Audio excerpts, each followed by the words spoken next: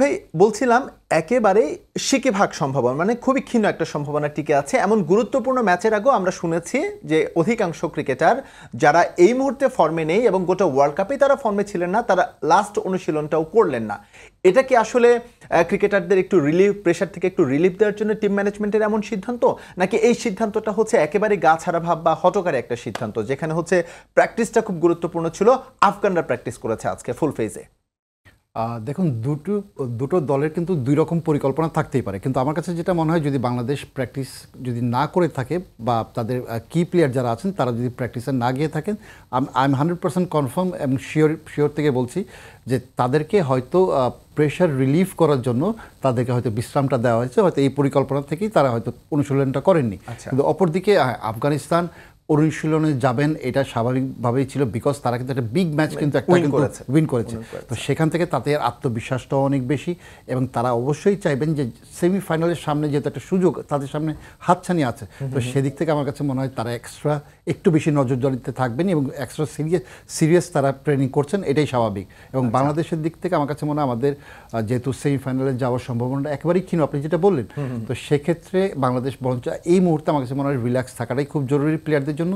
এবং আমরা যদি গুড নোট দিয়ে আমরা যদি টুর্নামেন্টটা শেষও করতে পারি, আমার কাছে মনে হয় যে বাংলাদেশ এটা আমরা এক্সপেক্ট করি।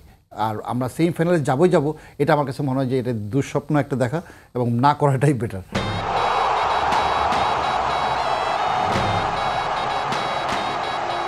আচ্ছা অপি ভাই, যেই গ্রাউন্ডে খেলা হচ্ছে অ্যারন্স ভিলা আবারও ফিরছে বাংলাদেশ, সেখানে হচ্ছে প্রথম দুটো ম্যাচ আমরা খেলেছি। প্রথম দুটো ম্যাচ বলতে নেদারল্যান্ডস এবং নেপালের এগেনস্টে দুটো ম্যাচ আমরা খেলেছি। নেদারল্যান্ডসের ওই ম্যাচটাতে হচ্ছে রান মোটামুটি ভালো হয়েছিল, 159 রান আমরা করেছিলাম, তার মানে এই উইকেটে রান আছে। কিন্তু পরের ম্যাচেই কিন্তু হচ্ছে আমরা নেপালের এগেনস্টে স্ট্রাগল করেছি একই উইকেটে, সেম উইকেটে।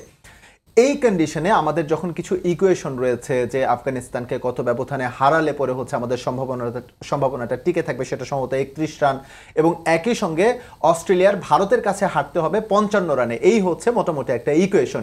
এই সিচুয়েশনে হচ্ছে আসলে উইকেটের আশেপাশে থাকা বা গ্রাউন্ডটাকে আবারও একটু ঘুরে দেখা বা সেটার সঙ্গে হচ্ছে একটু অ্যাডজাস্ট হয়ে নেওয়া, সেটা কি দরকার ছিল কিনা, যেহেতু অন্য জায়গা থেকে আমরা ট্রাভেল করে এসেছি? দেখুন, আমরা ইকুয়েশনটা জানি যে ইকুয়েশনটা কি, তো এইখান থেকে আমার কাছে মনে হয় যে আর এই বিশ্বকাপটা যে ধরনের উইকেটে খেলা হচ্ছে, ইভেন আপনি প্রথম রাউন্ডের খেলাগুলো ইউএসএ যে উইকেটে খেলা হয়েছে এবং ওয়েস্ট ইন্ডিজের যে উইকেটে খেলা হচ্ছে এখন পর্যন্ত, I am not satisfied to be honest with you. টি-20 উইকেট এই ধরনের হতে পারে না, এবং আমরা সচরাচর আমরা টি-20 উইকেটগুলোতে কি দেখতে চাই? আমরা রান দেখতে চাই।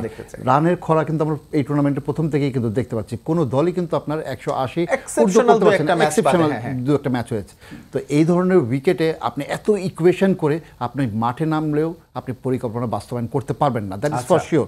যেখানে রান করাই আপনার অন্যান্য ব্যাটসম্যানদের জন্য, টপ অর্ডার ব্যাটসম্যানদের জন্য টাফ হয়ে যাচ্ছে, সেখানে আপনার পাওয়ার প্লেতে কত করবেন, ইকুয়েশন যদি আপনি এইগুলো যদি এত কিছু নিয়ে আসেন, আপনি স্বাভাবিক খেলাটাও খেলতে পারবেন না। তো সেক্ষেত্রে আমার কাছে মনে হয় যে বাংলাদেশের এত ইকুয়েশন না চিন্তা করে আমরা ম্যাচটা যাতে জিততে পারি, সেটা যেভাবেই হোক, কিন্তু আমরা ম্যাচটা যাতে জিততে পারি সেই পরিকল্পনা উপভোগ করে যাতে হচ্ছে ম্যাচটা উপভোগ করে রেজাল্ট যেটাই হোক